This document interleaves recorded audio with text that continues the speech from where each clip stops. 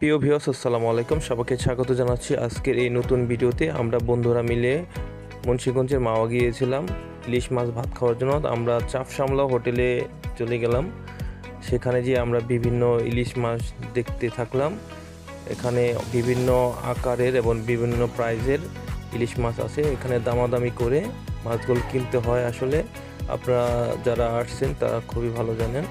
আমরা 5টা মাছ কিনে ফেললাম এবং সেগুলিকে কাটতে দিলাম। তারা খুবই সুন্দর করে পিস পিস করে কেটে ফেললো। মাছের 2টা ডিমও পাওয়া গিয়েছিল। যেমন তারা খুবই যত্ন সহকারে সরিষার তেল দিয়ে খুবই স্পেশালভাবে ভাজতে লাগলো। এই পরিবেশটা দেখেও ভালো লাগতেছিল।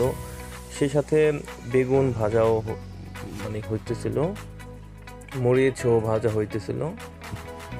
একটা অন্য ধরনের একটি স্মেল ছিল এই ভাজার সময়।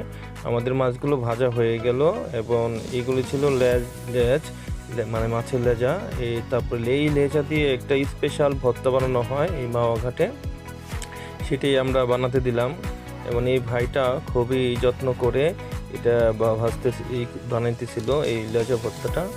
এটা আপনারা দেখতে পেতেছেন, খুবই একটা স্পেশাল একটা ভর্তা। আপনারা যারা খেয়েছেন আপনারা জানেন, আপনাদের বলতে হবে না, এটা খুবই একটা মজা। এখানে স্পেশালটা এটা সব থেকে বেশি স্পেশাল, এই ইলিশ মাছের ল্যাঞ্জা ভর্তাটা। এটা আমার কাছেও ভালো লাগছিল এবং অন্যান্য বন্ধুরা যারা খেয়েছে ওদেরও ভালো লাগছে। সর্বশেষে আমরা খাবার টেবিলে বসে ফেললাম এবং খাবারটা খুবই মজাদারভাবে খেলাম। এবং খাবার শেষে আমরা মাওয়া ঘাটের স্পেশাল দুধ চা খেলাম।